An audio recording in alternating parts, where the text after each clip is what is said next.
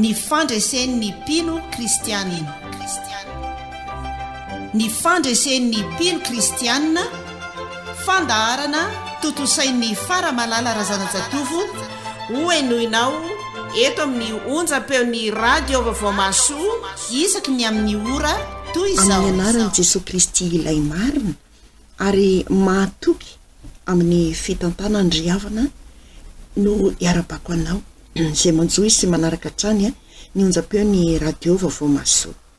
Atao anatin'ny fandaharana ny fandresen'ny mpino kristianina ianao amin'izao fotoana izao, ary ny lohatenin'ny taridalana an'io izay iarahantsika miombona eto dia ny fampandresen'Andriamanitra amin'izay rehetra matoky azy, tsy mihetsiketsika eo aminy ary tena mametraka ny fiainany eo amin'Andriamanitra. Fa mialohan'izay anarahantsika izany dia sokafo ny baibolinao arak'izay hita ao amin'ny salamo faha 120. Salamo faha 120. Ka mialohan'ny hamakina izany dia andelo isika hiara-iombona amin'ny vavaka. Hivavaka isika toko. Deranao izay Andriamanitra, fa Andriamanitra be fitiavana aminay ianao. Tsisy tianao very tokoa izahay na dia iray aza. Ary izany no iantsonao anay mandrakariva mba ahafahanay mialoka eo ambanin'ny elatrao. Misaotra anao ny amin'ny taridalana izay ho atolotrao indray amin'ity alina ity. Dia ianao Andriamanitra no fanazavana ho an'ny teny rehetra amin'ny alalan'ny fanahinao masina mba ho tafapaka amin'ny tsirairay izay miaino izao fandarana izao. Ataovy tsapany tsirairay izay miaino tokoa, fa tsy kisendrasendra Andriamanitra nandrenisany an'izao. Fa ianao misarika azy mandrakariva tokoa amin'ny mahazaka ny fitiavanao mba hitondranao azy ho any amin'ny lalam-pandresena manoloana ny ady izay misy ety amin'izao tontolo izao, ary tsy afaka amin'ny mpino kristianina izany ady tolona izay atrehana izany. Dia mitenena ary ianao Tompo fa miaino ny mpanomponao, ka ny fanahinao masina hanokatra ny vavahady-tsain'ny tsirairay avy ahatakarana izay tianao ambara. Amin'ny anaran'i Jesosy, amen. Eny ary ry havana, araka izay nambara taminao teo dia sokafo ny baibolinao arak'izay hita amin'ny salamo faha 120, ary andeha iarahantsika mamaky izany manomboka amin'ny andinin'ny voalohany ka hatrany amin'ny farany amin'ny anaran'i Jesosy. Ny mitoetra ao amin'ny fiherena izay aniavo indrindra dia monina eo ambanin'ny alok'intsitoa.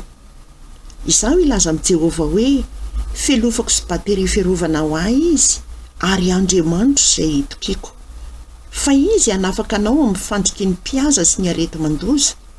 Ny volon'elany no anaronany anao, ary eo ambanin'ny elany no elofanao. Ho apinga kely sy apinga lehibe ny fahamarinany. Tsy atahotra no rory noho ny alina ianao, na ny zana-tsipika manidina noho ny andro, na ny arety mandringana mandeha amin'ny maizina, na ny fandringanana mandripaka amin'ny tatovo vonana. Na isy arivo lavo aza eo anilanao sy iray alina eo ankavananao, dia tsy hatra aminao izany. Hijery maso fotsiny ianao ka ho hitanao ny amalinan'ny ratsy fanahy, satria hoy ianao, Jehova, ianao no ariko. Sady nataonao ho fonenana ny avo indrindra, dia tsy hisy loza anjoanao na aretina nakaiky ny lainao, fa izy andediny anjeliny aminao mba hiaro anao eny amin'izay rehetra lehanao. Eny an-tanany no hitondran'ireo anao, fa ndrao tafitohina amin'ny vato ny tongotrao. Ny leona masika sy ny vipera ho diavinao, ny leona tanora sy ny mena rana ho hitsahinao, satria izao no andraketan'ny fitiavany dia hamonjy azy aho. Anandratra azy any amin'ny avo aho satria mahalala ny anarako izy. Hiantso ahy izy dia amaly azy aho, ho eo aminy aho raha ory izy, ary hamonjy sy hanome voninahitra azy aho. Hovokisako fahaela velona izy, ary asehoko azy ny famonjeko.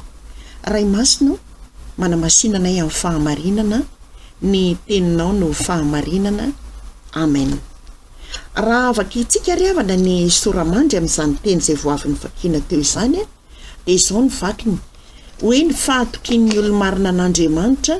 Raha nanaraka tsara ianao tamin'ny teny izay nivakiana teo dia maro be, tena maro be ny fampandresen'andriamanitra ny olony raha manaika sy mety hipetraka tsara eo amban'ny fiherena izay an'ny avo indrindra ary monina ao amban'ny alok'intsito. Asa raha azonao an-tsaina izany hoe monina eo amban'ny alok'intsito izany. Raha mijoro ianao ka misy aloka eo alohanao na aorianao arakaraky ny fandehanan'ny masoandro dia mipetraka eo amin'ny aloka iny.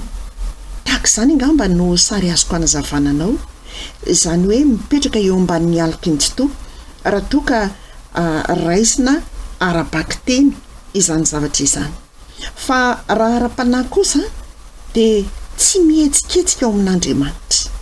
Rehefa nanolo tena ho an'Andriamanitra ianao dia tafiditra ao anatin'ny fanjakan'Andriamanitra ka tsy manao mivoaka miditra ao anatin'izany fanjakan'Andriamanitra izany, fa rehefa tafiditra ao dia ao ianao izay. Tsisy mahaory ao ry havana. Na mandalo aza ny olana maro isan-karazany, na mandalo aza ny fandringanana maro isan-karazany, rehefa tafatoetra tsara ao anatin'ny valan'Andriamanitra, ao anatin'ny fanjakan'Andriamanitra ianao, dia izay nge le voambary eo amin'ny andinin'ny fafito hoe na isy 10 aza lava eo anilanao sy 2 alina eo kavananao, dia tsy hatra aminao izany fa hijery maso fotsiny ianao. Izany hoe hitanao daholy ny manjoan'ny olona rehetra ivelan'ny fanjakan'Andriamanitra, fa tsy hatratranao ireny. Ary na dia ohatra araka hoe mandalo zavatsarotra ianao mitovy amin'ny zavatsarotra izay lalovan'ny olona izao tontolo izao, dia Andriamanitra no misahana anao satria efa ao anatin'ny fanjakan'Andriamanitra ianao. Jereo tsara ny raha avy ny orana dia mitazana eo am-baravarakely ianao dia izay sisa mandeha eny an'arabe eny lena ny orana avokoa, fa ianao nge ao anatin'ny tranonao ao an-tranon'ny ray aman-dreninao raha toa ka ankizy tezaina ianao, tsy lena ianao ary tsisy ray aman-dreny andeha aniraka ny zanany izany hivoaka ao anatin'ny andro avy orambe, na hoe aniraka azy andeha hividy zavatra na aniraka azy hanao zavatra ny ivelan'ny trano. Tsy misy angamba ray aman-dreny maniraka ny zanany ianao an'izany. Fa rehefa tafatoetra tsara ao an-trano ilay zanaka dia arovan'ilay ray aman-dreniny, aza voakany ianao fa sao dia voansery, aza voakany fa sao dia tratry ny tazo amin'ny orambe io, aza voakany fa sao dia tratry ny gripa, aza voakany fa hipitihan'ny ranom-potaka eny an-dalana ane ianao Fa kosa raha ohatra ka ilay zanaka no mafilo izay tsy mety raha tsy handeha ihany, dia hiatra amin'ny daholo ane izany tenin'ny ray aman-dreny izany.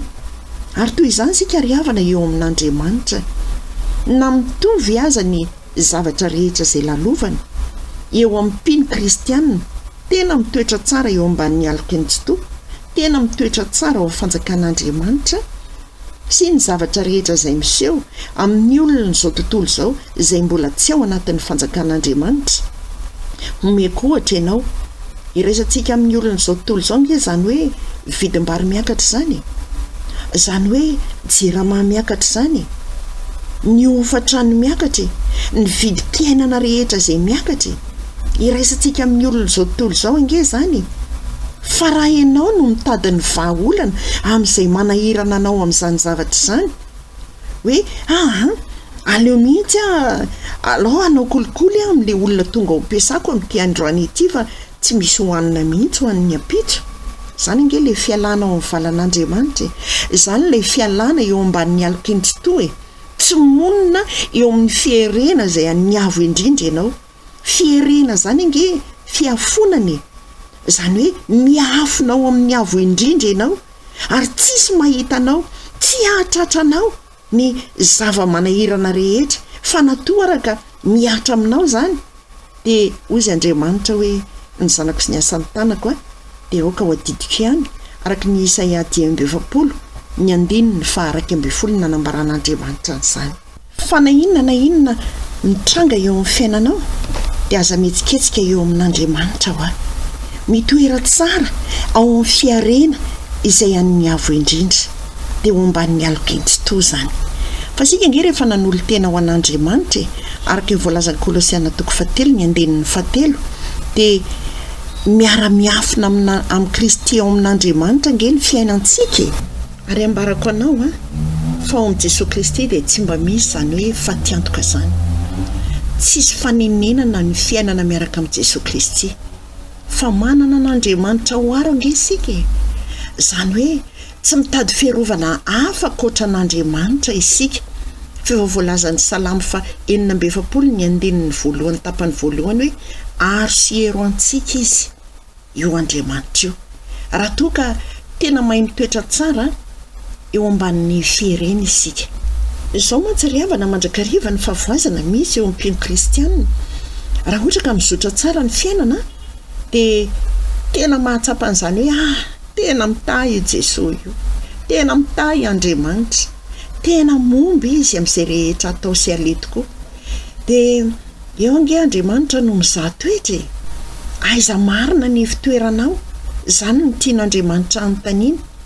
Tena monina eo ambanin'ny aloka ny venao fa ny tombontsoa azo amin'izany ange, na inona mafy ny fiainana, na inona miseho sy mandalo, na inona manjo ny hafa sy ny sisa, dia ianao kosa arovan'Andriamanitra eo ambanin'ny aloka ny mandrakariva.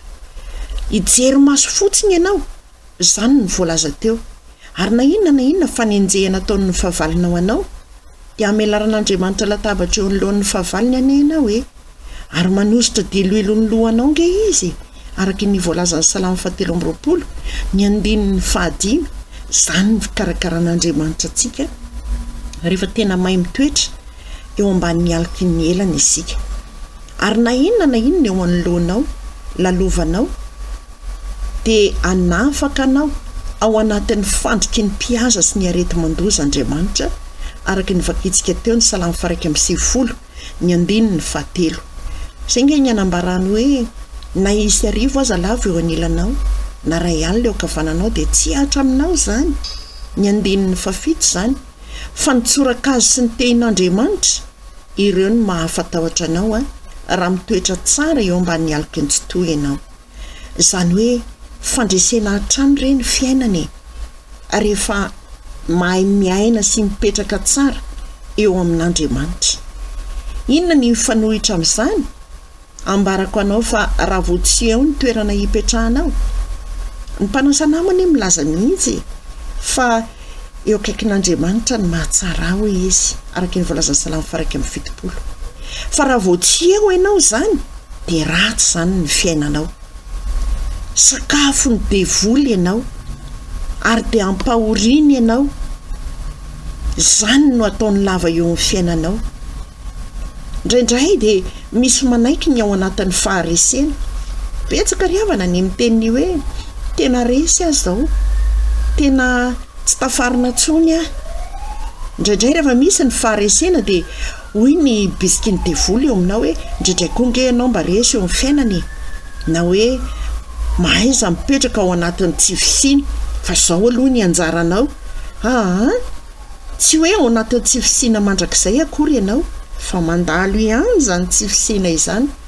Fa asain'ny devoly mamboatra fo sy saina ianao, tena hiaina ao anaty fanitrana, dia mahantra mandrakizay. Ary dia tsy vitsy koa ny olona izay miteny hoe zay moa dia fianakaviana mahantra ihany. Mahantra ahoany? Andriamanitra izay tompoinao, izay elofanao manana ny rehetra, izay rehetra ange ozy Andriamanitra dia anao avokoa. Misy ny mitoetra hoe tsy manambady, tonga ny 520 taona dia za nge efa 520 taona mbola tsy manambady ihany, za nge efa 30 taona mbola tsy manambady, mbola tsy miteraka ihany. Atao ahoana fa izao angamba no anjary efa voaozona ny tsy hanambady na tsy hananjanaka mihitsy mantsy ny anay ny anankiray ao anatin'ny fianakaviana. Misy ngerevana miteny an'izany fa maninona ianao no manaika olom-boozina? Zany olom-boozina zany ange any amin'ny faharesena, ary any an-danitra tsisy toerana ho an'ny olom-boozina, fa any amin'ny hafobe ny olom-boozina. Aza manaiky ny toetra ao anatin'izany toeran'ny olom-boozina izany, fa miala tao faingana ianao. Misy ny miteny hoe zay fady voakena, tena ozin-drazana mihitsy zany. zay fady tongolo samy tanisa zay mahafady eo tena ozon-drazana mihitsy zany fa maninona ianao no manaiky hipetraka ao anatin'ny oziny fa maninona ianao no manaiky hitoetra ao anatin'izany efa milaza nge ny tenin'Andriamanitra eto hoe fa zay mitoetra ao amin'ny fierena ho an'ny avo indrindra ka tsy metsiketsika ao anatin'izany dia fantatr'Andriamanitra fa tena miraiki-pity aminy fantatr'Andriamanitra hoe aminy mihitsy ny fitiavanao no mitoetra ary dia hoy izy hoe satria izany no nyreketan'ny fitiavany dia amonjy azy anandratra azy ho any amin'ny avo satria mahalala ny anarako izy iantso ahy izy dia amaly azy ary eo aminy raha ory izy dia amonjy sy anome voninahitra azy aho ary hovokisako fa ela velona izy dia asehoko azy ny famonjena karazana fanehoam-boninahitra omen'Andriamanitra anao anaky 7 be izao izay ny tany saiko teo izay ry havako tsy mba tianao ve zany tena miraiki-pity amin'Andriamanitra ve ianao fantany loatra neny momba anao ary izany no ampirisihana antsika mandrakariva hoe mitomboa re ao amin'Andriamanitra mitomboa ao amin'i Jesosy Kristy fa raha tsy mitombo ianao amin'ny alalan'ny fifandraisana amin'Andriamanitra amin'ny alalan'ny vavaka izay ataonao sy ny famakina ny tenin'Andriamanitra izay ataonao satria ao ihany ny tena ahafantarantsika an'Andriamanitra dia tsy hatra aminao anie ireo voatonona rehetra ireo satria Andriamanitra efa niteny hoe satria mahalala ny anarako izy hoy izy dia iantso ahy izy dia amaly azy zany nge no voalazan'Andriamanitra ary Andriamanitra ry havana tsy mandainga izy fa zay teneniny dia tanterahany ary anga vitan'izany ihany fa hovokisany fa ela velona ianao asehony anao ange asehony antsika nge ny famonjena antsika manoloana ny toy zavatra anankiray izay miseho tamin'ny sabotsy ry havana raha nisy vondron'olona vitsivitsy izay nanambarako an'izany tenin'Andriamanitra izany dia resy lahatra tsara izy ireo ary dia niporifoin'Andriamanitra mihitsy satria izany no nyraiketan'ny fitiavanao dia asehoko anao ny famonjeko izy Andriamanitra taminy afaka adiny ray ngambany izay na adiny roa teo amin'ilay fivoriana izay niarahana dia niantso ny tany an-trano amin'ny andro atoandro be nanahary andro amin'ny 10 zany amin'ny 10 maraina ny hoe misy jiolahy manafika ny tranontsika niantso ny mpanampy tany an-trano dia inona no zavatra miseho ny toerana lavitra be vonaheno an'izany zahay dia nivavaka-po moa zany dia natsony ireo ray aman-dreny mba jereo aingana ny trano fa misy olona manafika sy ohatran'izany fa tsy nakitika na iray ary ireo mpanafika ireo na singam-boly ray ary atao an-trano tsisy voatoina ary ny entana tsisy voakasika satria nahoana tonga tokoa nge ny jiolahy tahaka n'izay fahatongavana eny amin'ny olona izao tontolo izao fa rehefa Andriamanitra no iankinanao mialoka eo ambanin'ny elany ianao miraiki-pity aminy ianao dia hoy izy hoe asehoko azy ny famonjeko fa tena naseho an'Andriamanitra ry havana ny famonjeny tamin'izany olona anankiray izay nisehony izany tranga izany dia mety amin'ny tany ianao hoe dia nahoana ary ny fiangonana ny misy mamaky dia tsy mamonjy ve zany Andriamanitra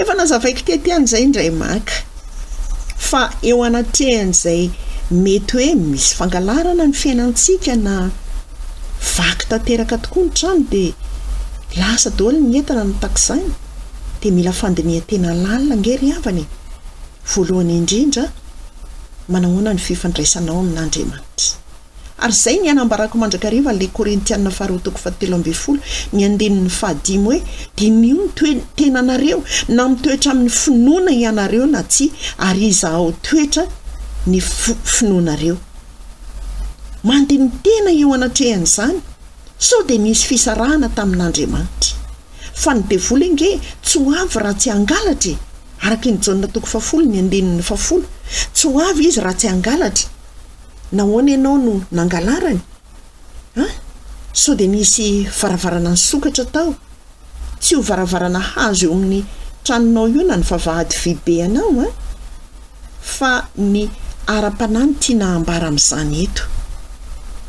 Ry havako, andao re iverina hitoetra eo ambanin'ny alok'Intsito, andao re iverina eo amin'Andriamanitra ary tena atoky an'io Andriamanitra io, fa Andriamanitra nge tsy mba mivadika, mahavariana fa any amin'ny olona mora mivadika, any amin'ny olona misy loky, any amin'ny olona mpamitaka, any ny tena hitadiavan'ny olona maro famonjena. Fa Andriamanitra ilay tsy mitady aminao na ny ariary aza, Andriamanitra ilay manatanteraka ny teniny aminao, fa izao no aronao sy izao no herinao.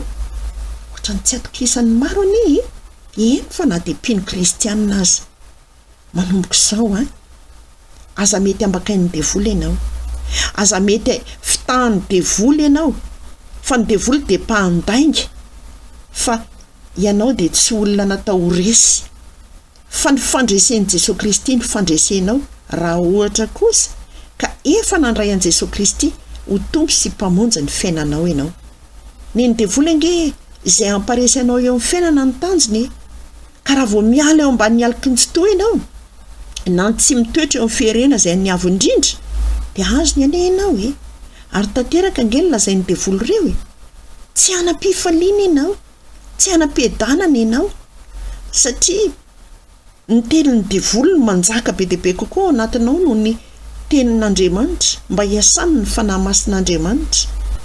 Mifikira tsara amin'Andriamanitra ry havana, feno tenin'Andriamanitra ny fiainanao, feno tenin'Andriamanitra ny mombanao rehetra, ary aza misaraka amin'io tenin'Andriamanitra io ianao, fa tsy ny tenin'ny olona akory no manapaka farany eo amin'ny fiainanao, fa ny teny fikasan'Andriamanitra izay raisinao isan'andro amin'ny alalan'ny famakianao ny Baiboly. Mbola tsisy ray volana akory izay nisy olona narary mafy, tena misy tovapotika ny anatin'ny vatany ihany, dia hozy izy le dokotera hoe tsy maharitra ela intsony io fa ento-mody dia omeo azy izay zavatra rehetra tiany.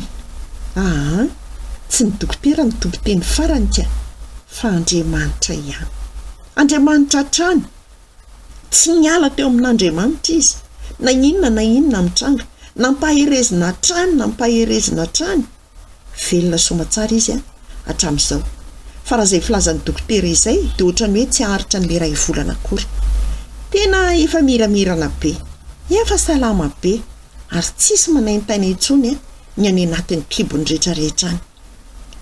Izao ry havana, fiainana anaty safidy roa isan'andro no miseho eo alohantsika raha vao miposaka ny masoandro, ary misy aloka anankiroa izay manoloana ny fiainantsika isan'andro, fa mitomboa ao amin'Andriamanitra ahafantaranao hoe alok'Andriamanitra no andeha hialofanao, no andeha hitoerana ihany koa. Sampanandalana anankiroa ihany koa ny safidianana izorana isan'andro, fa ny fifandraisana tsara sy ny firaisana tsara amin'Andriamanitra no ahitantsika sy ahafantarantsika hoe ity ny sampanandalana mitondra ho amin'ny fandresena. Raha mbola miaina eto ambonin'ny tany dia tsy afaka olana eto, tsy afaka ady atrehana eto, ary tsy afaka tolona izay atao eto, fa ny fanarahana ny tenin'Andriamanitra, ny fiarahana amin'ny tenin'Andriamanitra, ny fitoerana tsara eo ambanin'ny alok'Intsito, izany no ahafantarana hoe ity ny lalana andeha ho diaviko. Ary Andriamanitra mihitsy no efa niteny, ity ny lalana hozy izy ka izory, fa efa nataoko teo anoloanareo nge hozy izy ny fiainana sy ny fahafatesany, dia ny fitahiana sy ny fandrozonana, fa mifidiana ny fiainana mba ho velona ianareo, hozy Andriamanitra. Ka raha tianao re dia andao tsy etsiketsika eo ambanin'ny alok'Intsito sika, eo ihany ny mahatsara antsika. Feno ian'Andriamanitra fo saina vatana fanahy, raha vao mihiratra ny masonao mba hanoroany ny fanahy masina izay lalana tokony ho aleha ary lalana ho amin'ny fandresena izany. Ho an'Andriamanitra irerany ny voninahitra iombona amin'ny vavaka isika tompoko. Saotranao izay Andriamanitra, fa tena ny tantana anay tokoa ianao tamin'ity androany ity. Misaotra anao fa indraindray tokoa anie dia misy ny mpino kristianina miala eo amin'ny ambanin'ny aliko ny elatra ao Andriamanitra, miala ao amin'ny fierena izay tianao anafenana anay, ary izany no mampatonga anay indraindray ho rembiny izao tontolo izao, anka tsy mahita ale intsony satria efa niala tao anatin'ny fahazavana. Ifonana aminao avokoa izay rehetra tsy nahatanterahana izay rehetra voalaza teo, ary te avozinay ny fanoloran-tenanay ho anao. Ianao anie onona tanteraka ny nahatao-tokantranonay tsirairay avy, ary ampitombo ny finoana izay aty anatinay. Dia tehirizo izay Andriamanitra, tehirizo ao aminao rery ihany, tena fikiro raha tsy mahafikotra anao, sambory amin'ny fitiavanao ny tsirairay avy.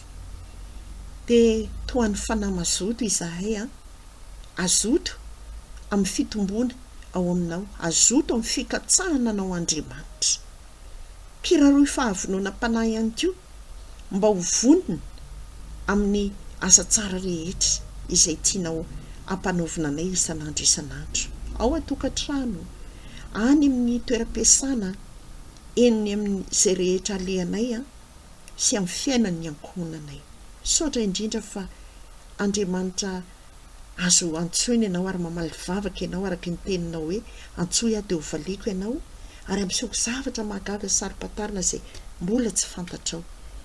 Amin'ny anaran'i Jesosy Kristy nangatahana sy nanaovana izany vavaka izany misaotra Jesosy ho anao irery ny voninahitra Tompo. Amen. Indromeko anao ry havana ny larana finday ahafahantsika mifandray. Raha misy izay tianao hifandraisana dia ny 034 11 034 11 293 24 034 11 293 24. Dia miorena tsara, asa miova, velome.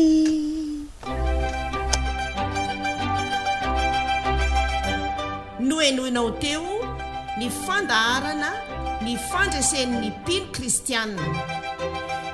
Ny fandraisen'ny mpino kristianina natolotry Faramalala Razanajatovo teto amin'ny onjam-peon'ny radio Vaovao Masoa.